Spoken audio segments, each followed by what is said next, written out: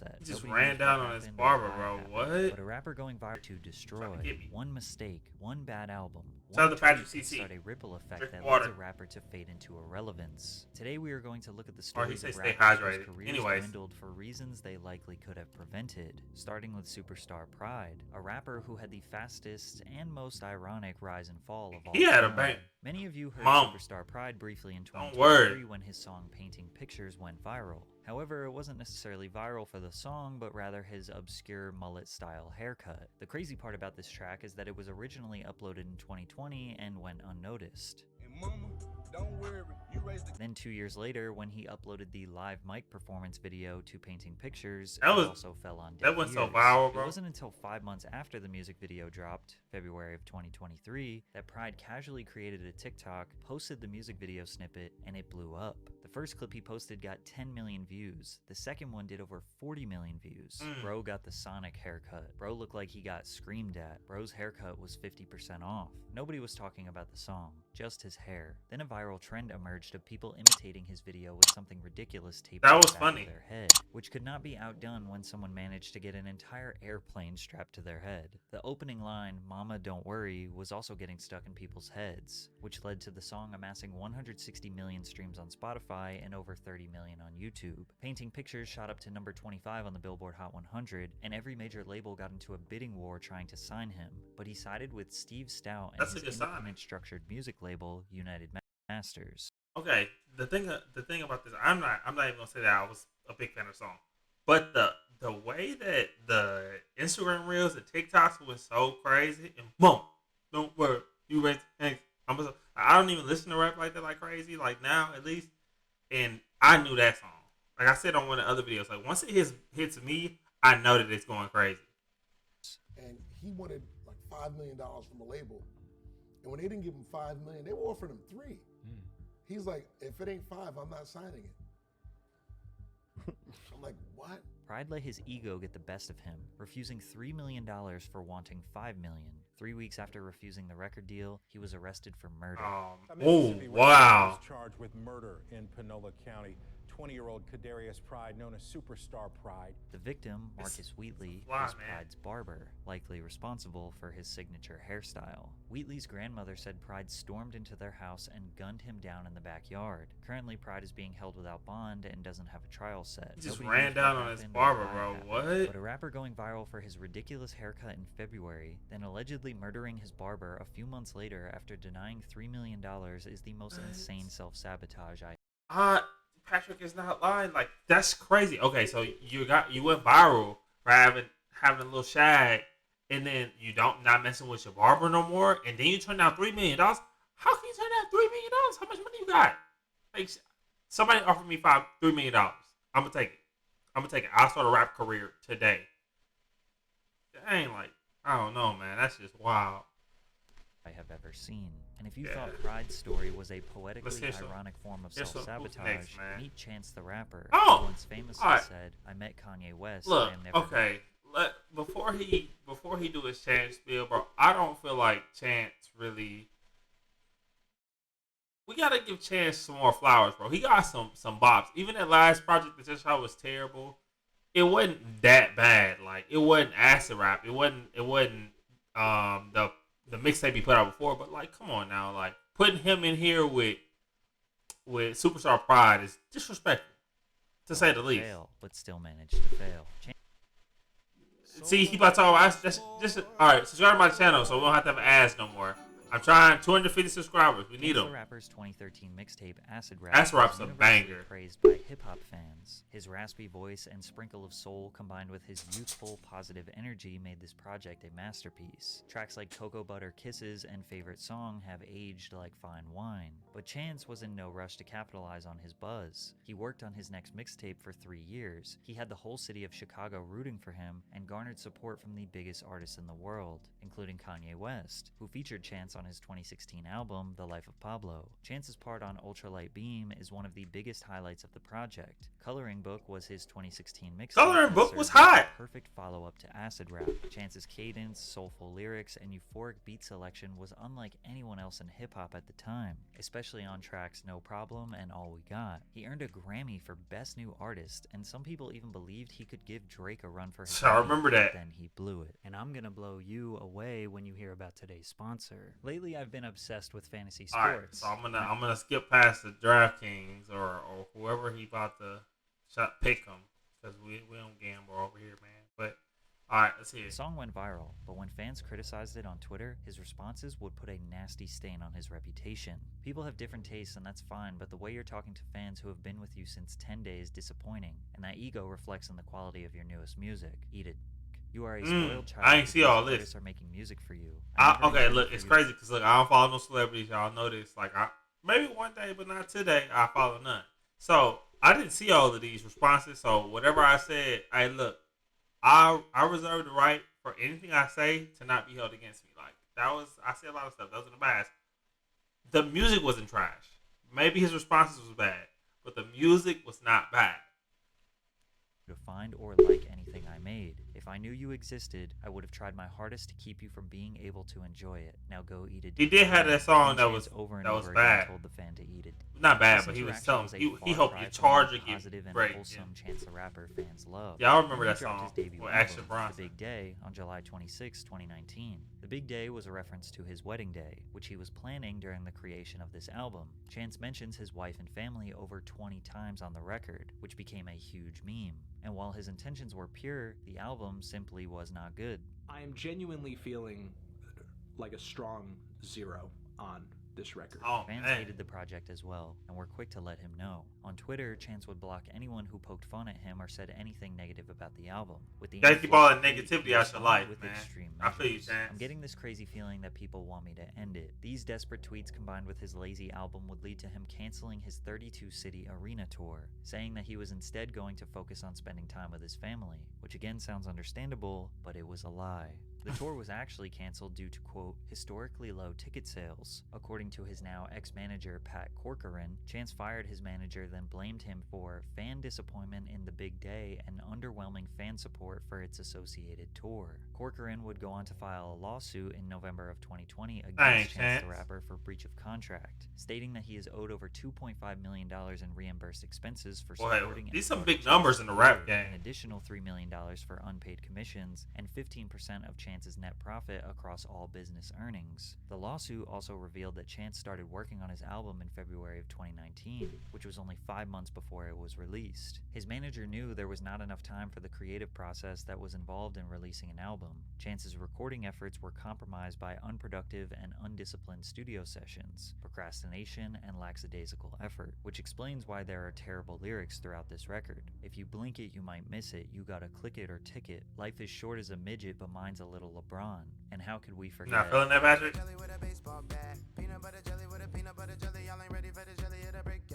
All right, come on now. That wasn't a banger. Squander his career. He couldn't just admit All right. that he made his fans wait The 3 beat- years the beat's for a bad back. album that was It's rushed supposed to in be. 5 Look, months. Chance was making fun music.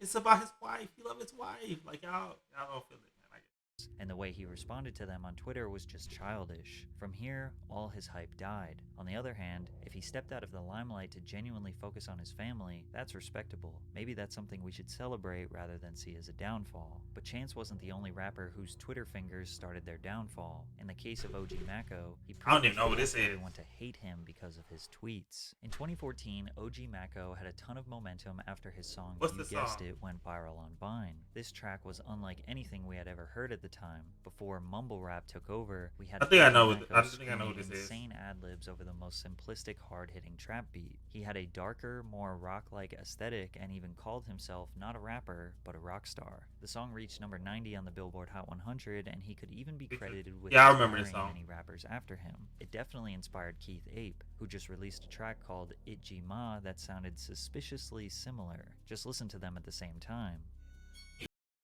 Oh, got an ad. Subscribe to my channel. This is only like ads I get for subscribing to my channel. That's when I get an ad. But y'all subscribe for real. Woo! OG Maco tweeted, Oh, I'm aware right. of the Koreans that mocked me and took my sauce. I'm not impressed. I'm not inspired. I think it's kinda lame. To each his own. Maco even accused Beyonce of stealing from him in her 7-Eleven music video. If you look at them side by side, he may have a point, but Maco was developing a reputation of a bitter, egotistical rapper who complains on the internet. He randomly took shots at his collaborators and label mates, the Migos. Maco felt the need to tell everyone that Skippa da Flippa invented the dab dance that the Migos were using in the song Pipe It Up, to which the Migos replied, "The Flippa man is Migo family. OG Maco, let's see you set a trend." Oh. And Maco said, "Half the rap game has already bit one of my flows or ad-libs. Let me see them album sales." Meanwhile, OG Maco has never had a gold album, let alone the dozens of platinum records the Migos I had. can't tell Then you he went more after than one Lil song. Uzi when XXL tweeted, "Lil Uzi is rap's newest rock star." He tweeted, "Dudes don't just become rock stars. Somebody gotta show you the way. Stop playing with my name," with a picture of Uzi at an OG Maco show on stage behind him. Then Academics said, "You paved the way for Uzi?" Then Maco replied with dozens of tweets over the next hour trying to explain why he is so influential and Uzi was stealing his sauce. He also randomly took shots at Future. I love Future, but I also understand Future has destroyed countless lives by making it cool to be a drug addict. People looking up to loser attitudes because this generation is afraid to Oh, he strive for going anything. in. It's y'all's fault all this lame ass shit is possible. Again, he may have a point here, but fans He got a replied to point, Maco but I- calling him like- a hypocrite since he raps He got a point. But when you're in the rap game, I'm sure he burned a lot of bridges, if anything. You know what I mean? Networking. about the same stuff, but Maco claimed he was dumbing down his music to blow up. You guessed it, was not luck. It wasn't an accident. I made the dumbest song I possibly could on a beat full of bass and knew it would blow. I manipulated over 40 million minds and counting based on the exact same principles that I'm preaching. Who's more qualified to say this? Now, Maco has always made So he more should have been able to conscious, make- focused music make with more of a hit- substantial more hits. lyrics. Like Jason, Michael, Freddie, and Iddy Amin. After your civil syllable war, niggas should have been prepped before. But a lot of his music was just mediocre, boring trap. Get the cat, get the cat. Get the bag, get the bag. Ay, get the cat, get the cat. Also, if he claims Get to the bag, be get such the a bag. genius, why wasn't he able to do it again? That's what I'm saying. Why During weren't his you able brief to do it moment again? of popularity, Maco consistently released music on SoundCloud, but nothing sounded anywhere near as innovative, fun, or interesting as you guessed it. His downfall was easily due to dissing rappers for absolutely no reason. Exactly. Stop complaining You on need Twitter them- and trying so You need hard them to keep collabs, music- bro. You need them collabs. You can't be good. Like he could have had a if he made Uzi, he could have had a couple of Uzi features. You know what I mean? Uzi got really big at one point in time. You might have needed that. for the success of anyone else. Was he an innovator? Absolutely. But he spent too much time talking about how influential he was on Twitter rather than trying to create a legacy to maintain his career. But what happens when the reason a rapper blows up is the same exact reason why they had a downfall? On July 26, 2016, just a few weeks after his 16th birthday, SoundCloud rapper Tay-K and 5 others conspired to rob a 17-year-old drug dealer, Zachary Belote. The crew broke into the house around 10 p.m., and the robbery went wrong, which led to the drug dealer's friend and roommate, Ethan Walker, being fatally shot. Oh, Tay-K no. admitted during the police interrogation that he was not the shooter, but was there looking for drugs and money. He had been released from custody pending the trial and was placed on house arrest with an ankle monitor. For the next 7 months, Tay-K sat in his room, making music, releasing it on SoundCloud, and built up a following. With no money for a lawyer and quickly approaching the hearing for the murder, Tay-K infamously tweeted that he was tired of house arrest and the police were going to have to hunt him down. While on the run from the police, Tay-K This- was very active on social media. That was and song was a posted banger. pictures and videos of him in public. But Tay-K and his friends were desperate for money. He robbed a 65-year-old man named Skip Pepe at gunpoint in Arlington's Craven Park. He then attempted to rob a cameraman named Mark Anthony Saldivar in a Chick-fil-A parking lot. Mark began screaming for help as he tried to escape. Then Tay-K hit him with the car before getting out, fatally shooting him and driving off. San Antonio police... This guy is a Tay-K menace. Why do they be saying free this surveillance dude? footage and posted wanted signs around the city. Tay-K saw this as a marketing opportunity, posting pictures and videos with the wanted sign. He then dropped a song called The Race on SoundCloud, Man, which song is a essentially banger. told the story of him being a fugitive, robbing and killing people while on the run from the police. After filming and releasing He is a music video menace. to The Race, Tay-K was captured by U.S. Marshals in Elizabeth, New Jersey. The shockingly true story led to the 17-year-old exploding in virality. The race secured hundreds of millions of views on YouTube, reached number 44 on the Billboard Hot 100, and hashtag Free Tay-K became a movement supported by some of the biggest rappers in the game. He even signed a $700,000 record deal, but none of it mattered because he was behind bars. None of that matters. In 2019, he was given a 55-year sentence after being found guilty of murder and 3 counts of aggravated robbery. Obviously, Tay-K's downfall could have been prevented if he simply did not commit these heinous acts. If he would have never done the race, he would have been all right. Sounds none of us He was only would on house know arrest. about him if he didn't actually rob and murder people, then make songs about it while mocking the police on the run from the law. Rap fans glamorize this type of behavior because the music is, a lot of the time, violent and derogatory. So if you're gonna rap about it, fans want you to be about it. But the fans won't be the ones sitting in the jail cell. Pooh Shiesty is an example of someone who was heavily rewarded for his violent music. His song Back in Blood, he was putting out some bangers. I'm sorry. A song about killing your enemies. This track would reach number 37 on the Billboard Hot 100 and secured himself as a promising new talent in hip-hop. But at this peak of his new career, he got arrested. Pooh Shiesty and his crew were at the King of Diamonds strip club in Miami, Florida. Allegedly, Shiesty had money taken from him, which led to major commotion in the club. Security acted accordingly and escorted Pooh Shiesty out of the club, but he forced his way back into the club and accidentally fired a handgun at a working security guard. Pooh Shiesty turned himself in on June 8th, 2021, and had his hearing the following day, where he would be denied bond. He would later be sentenced to 5 years and 3 months in prison on April 20th, 2022. He could have easily just left the club and let others go handle the money situation, but maybe he felt the need to live up to his get it back in blood. Got my own fire, don't need security in the club. If you haven't noticed, rappers and shootings seem to be a very common trend that leads to their downfall. Tory Lanez is no different. However, many people still question if he is actually guilty of being the shooter. Yeah, he the shooter. He did that. Tory Lanez was at the peak of his career. His feature on Jack Harlow's What's Poppin' reached number 2 on the Billboard Hot 100 while objectively being the best verse. His album, The New Toronto 3, debuted at number 2 on the Billboard 200. He broke the record for the most live viewers in an Instagram Live during his quarantine radio show during the pandemic. However, on July 12th, 2020, he was arrested on a he definitely did that while out with Megan Thee Stallion after attending a small party at Kylie Jenner's house. The public was also informed that Megan had cut her foot on broken glass. Then 3 days later, she changed her story to say that she was shot in the foot. Then 1 month later, she said this. Yes, this nigga Tory shot me. You shot me. And you got your publicists and your people going to these blogs lying and shit. Stop lying. Money makes the world go round. Oh, video come back soon. Subscribe to my channel. Oh, we got 2 ads this time.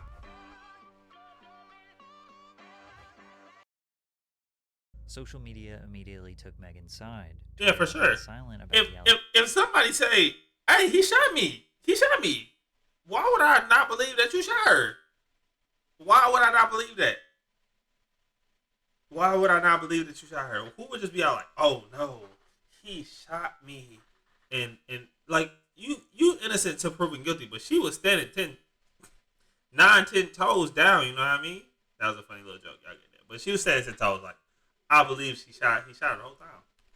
Allegations, but responded with lyrics on his album Daystar. How the fuck you get shot in your foot and don't hit no bones or tendons? How the fuck your team is trying to paint me as a whole menace? Delusional, like how that 1942 from Kylie House still got you talking crazy, as well as also rapping about why he hasn't been nearly as vocal as Meg. Think I'm finna talk about an open case for some likes? Tory Lanez was charged with 1 count of assault with a semi-automatic firearm and 1 count of carrying a loaded, unregistered firearm in October of 2020. Although Tory claimed he was being blackballed by the music industry, his career continued to thrive. He released 4 albums independently, which would all garner hundreds of millions of streams. He received praise from LeBron James as well as dozens of other mainstream acts. I ain't hear none of them If it songs. wasn't for this case, he would have been toe-to-toe with the biggest rappers in the game. But once we finally got the information from this trial, we would end up with more questions than answers. On July 12, 2020, Tory Lanez, his bodyguard Megan Thee Stallion, and her friend Kelsey Harris were attending a small gathering at Kylie Jenner's house. Megan testified that she lied to the police about the glass, lied to doctors, and basically lied about the entire situation out of fear. Her news story was pretty simple. She said that they had an argument, she exited the car, Tory leaned out of the passenger side door, said,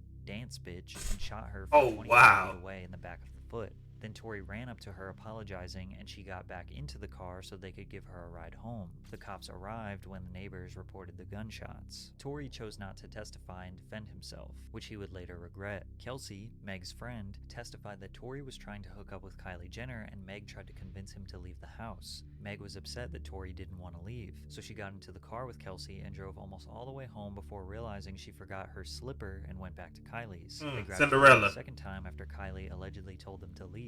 In the car is when Tory admitted that he and Megan had been in a romantic relationship. Kelsey was shocked because Megan was the one who hooked up Tory and Kelsey in the first place. Kelsey also admitted that this was not the first time Meg had backdoored her when it came to men. Now we have a love triangle. And this is how the argument started. I ain't never get all this info. The fifth when it came to speaking about anything regarding the gun or shooting. The government offered her immunity, so she couldn't be charged with any crime even if she admitted to it. She still refused to speak. There was one witness, Sean Kelly, who saw the altercation from his balcony after being awoken by the arguing. Sean said he witnessed Kelsey get out from the backseat, open the front passenger door, and start physically fighting Megan in the front seat. Oh He my also God. said that the muzzle flash from the gun was closest to Kelsey. Much of his testimony was ignored because he couldn't identify the people by name since it was dark. He only said big man, small man, and 2 women. Nobody admitted to hearing the words "dance bitch" besides Megan. There was gunshot residue on Kelsey's hands and Tory's hands. Also after this night, Kelsey and Megan stopped being friends after being best friends for 7 years. When Tory was initially jailed, he called Kelsey. I'm not gonna lie to y'all, this has me dumbfounded, because this is the first time I heard the full story after they went to trial. I'm glad he put this at the end, because this is the most interesting part to me. But this is wild. Like, wow. I know she's probably never ever gonna talk to me ever again, but bruh, I just want you to know, I was just so drunk. I don't even know what was going on. I'd never do some shit like that. Regardless, that's He not literally gonna did something like that. And that's not gonna make my actions right. But I'm deeply sorry for that. I never even moved like that at all. People speculated Tory was apologizing for sleeping with both of the women and causing chaos. Others see this as an obvious admission of shooting the gun. Some people think it was Kelsey who was angry and shot Megan. Some people think Megan was the one who accidentally shot her own foot. Some people think that Kelsey pleading the fifth was her attempt to try to save both of them. But at the end of the day, the jury decided he was guilty. That's And definitely because his of that, downfall, my boy. But let's see. What y'all think, man? Who had the biggest downfall? Y'all tell me in the comments. If you still made it to the end of this video, I appreciate it. But who do you think made it to? Who do you think had the biggest downfall overall? I would have to say, out of all these people, it'd probably be Chance, because he was really at the top. Tory was at the top, and he went to jail. But Chance was on top and dropped a terrible project. So I don't think it's terrible. I think it's okay. But compared to his other projects, it was bad, I guess. I didn't know he was bashing people on the internet like that. So let me know what y'all think. Anything else y'all want to see, let me know. You can follow me on Instagram at Bobby's Life or X, or drop me a comment down below if some of y'all want to see me react to. But until next time.